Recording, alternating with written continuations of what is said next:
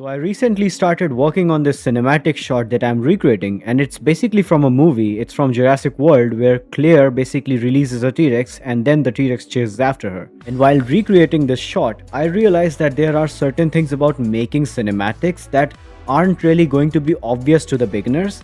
And there are certain things that we as people just miss out on. So in this video, I'm gonna give you 6 points on the things that you need to learn in order to make great cinematics. And these things basically tie up into how you can use Unreal Engine and Blender both together for making cinematics. And so yeah, without wasting any more of your time, let's get right into it.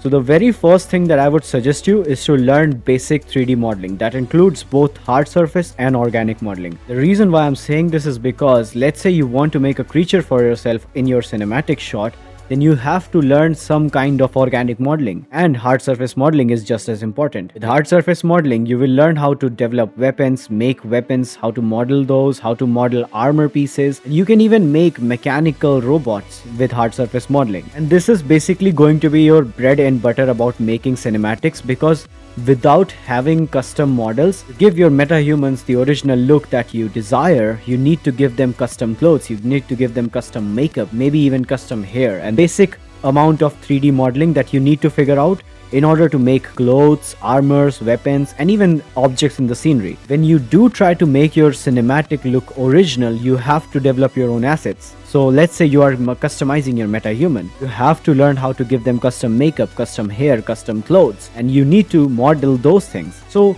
learning to model clothes, learning to model how to make an armor or a weapon piece, these are things that are not really going to be very hard. And so yeah, this is going to be the first point. You have to learn 3D modeling. You have to learn hard surface modeling first and then move on to organic modeling. Usually the reason I recommend hard surface modeling first is because hard surface modeling really gives this like step up to be able to actually start doing organic modeling, because hard surface modeling is kind of easier, on the easier side, I guess. With that said, hard surface modeling will still take a lot of effort. So you have to learn modeling in order to be able to make your cinematics original. They are like the bread and butter of your cinematics for them to look original. Now the next thing, which is going to be probably the most important thing, and this is something that I'm practicing on right now, is that how to animate like an animator. The reason why I'm saying this is that in Blender, you are going to build custom rigs, maybe for your characters, maybe for your weapons. You need to learn how to animate those properly. For my case, I have to specifically animate my T-Rex into a walking animation, then he has to turn towards the left side and then chase after Claire. In this case, I am actually learning how to recreate the walking animation of a T-Rex. If you really think about it, animation isn't that hard if you are able to break down into what your animation is supposed to be. As an artist, I would actually recommend you to act out your animation. For example, let's say a guy is holding a shield and then there are bullets being fired at, then act it out like you are holding a shield. You will actually get the feel of the motion. In my case, what I did was I went online and I found some animation sequence or walking sequence breakdown for a T-Rex, and I actually got some decent sketches of how a T-Rex walks in different stages. And so I'm using those sketches as reference point for my animation of the T-Rex, and so far the animation is looking like this. And as you can see, I have added some secondary motion to the tail, and I've also added some secondary motion to the actual neck of the dinosaur. With that said, most of the animation is still done by hand, and I did create the rig, by the way. And this is another part of animation. You need to learn how to create your own rigs. This is all coming under the animation category. If you are not able to make custom rigs for your characters, if you are not able to make custom animations for your characters, then you are not ready to make cinematics just yet. Now this is where we bring the scenery, the assets, the things that we have modeled and the animations, and then marry them together. And that is going to happen with good lighting and composition. A good lighting setup is what you need in order to actually make something look good. And the reason why I'm saying this, and I actually tried to make some good lighting here as well. From my previous videos, now I've gotten this sort of a ring light. With that said, what I'm trying to say is that you need to get a certain rim light to your characters, which gives them a certain highlight. Then you need to add a fill light from the other side. All of these things combined will make your character be more highlighted. Now these are very basic things about lighting, and you need to learn a lot more about lighting in depth, and there are much better videos in my opinion, though I will be making a video on how to light your characters properly as well. With that said, another thing that you need to keep in mind is composition. Now within composition, you are going to create the ambience of the scenery.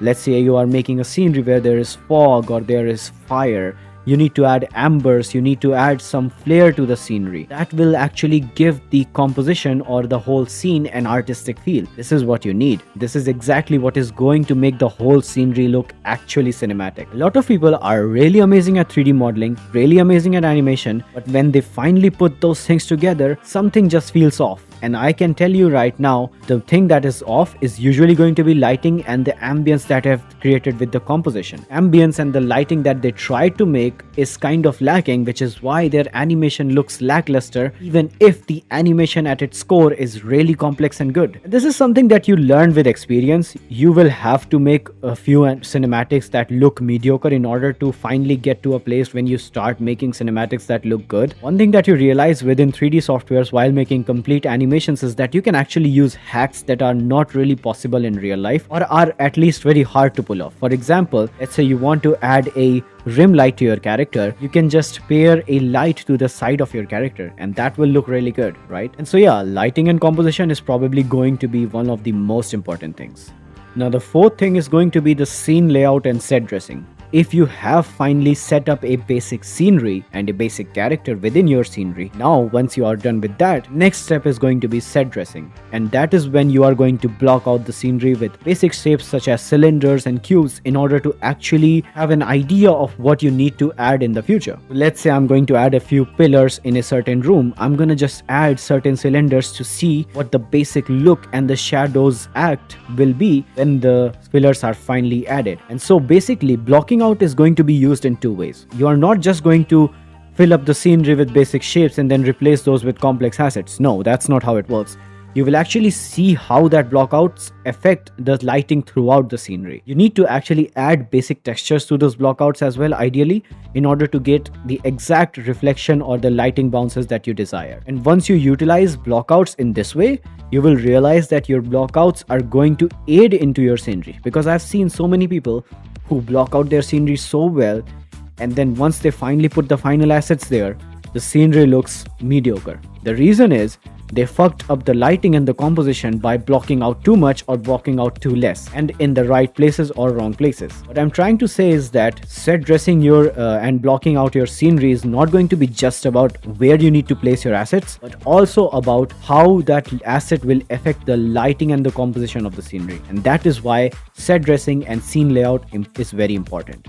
One of the things that people find complicated when working in Maya, Blender, and then bringing things into Unreal Engine or maybe bringing some assets from some other software is that they are not able to export things properly. In case of Blender, if you are making, let's say, an asset or a walking animation for a character, keep in mind that the rig and the character has to be scaled properly, which means that you press Ctrl A and then scale them properly. If this breaks your rig, I would ideally suggest you to just unpair the rig and recreate the animation. It's going to be easier than just messing around with the animation and the size of the character in Unreal Engine. But this is a very basic thing about how you can export. Another thing that people face as an issue is that when they finally do export a scenery or an asset to Unreal Engine, they realize that the asset's pivot point is actually completely different. It's not where they desired it to be, and it's not where they set it in the Blender. And the reason for that is because in case of exporting assets from Blender to Unreal Engine, what Unreal Engine does is that it recognizes the actual world origin from the Blender as the pivot point for that specific asset. So you need to snap your asset within Blender to the world origin point if you want that pivot point to be the center in the Unreal Engine as well. This is where people mess up. These are the technical things that people don't really always talk about. So while exporting things like assets from Blender to Unreal Engine, keep in mind these are some of the basic things that you need to figure out as time goes on. You will mess up while exporting assets. You will also mess up while exporting rigs and exporting animations. That is just part of the process. You will eventually learn how to make those better. Here's the thing, asset pipeline from Blender to Unreal Engine is not as complicated as people think about it. You can actually create a full scenery within Blender and bring it as it is into Unreal Engine. But the reason why I would still suggest you to snap those objects first to the world origin point is because it just makes managing those assets within Unreal Engine far easier. And do keep in mind that you need to apply scale, and you also need to apply the correct orientation of the Unreal Engine, which is going to be X forward and Z up.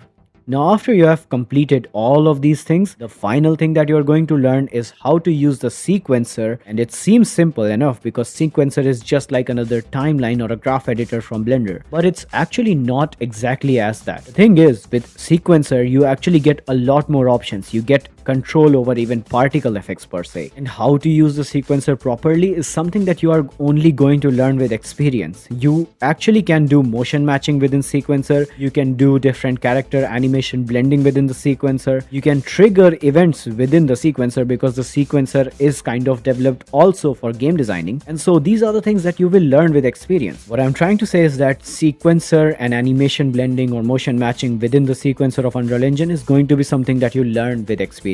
Even particle effects, how to trigger those particle effects, how to toggle those effects, all of these things are going to be done within the sequencer. Another thing that you need to learn about while working on Unreal Engine is going to be console variables. Now, console variables are going to be an absolute beast of a tool in order to make your cinematics and take them to another level. The right kind of console variables, you can pretty much control every aspect of your scenery. You can control how shadows act, you can control how good shadows look, you can control how your resolution looks, because you can actually use the screen percentage option as well. So within this sixth point, which is the final point, it's going to be learn how to use console variables and learn how to use sequencer in Unreal Engine properly. So yeah, these were the basic things that I realized that I was kind of lacking on. For example, the animation part of the T-Rex was something that I had never did before, and I'm starting to do it right now, and it's actually very fun to do it. And these were the points that I wished that somebody had told me in this exact order, that I can follow and learn a lot about 3D animation and how to make cinematics faster. See, the video is aimed at mostly beginners who might not have an idea about how you can actually make the cinematic shots,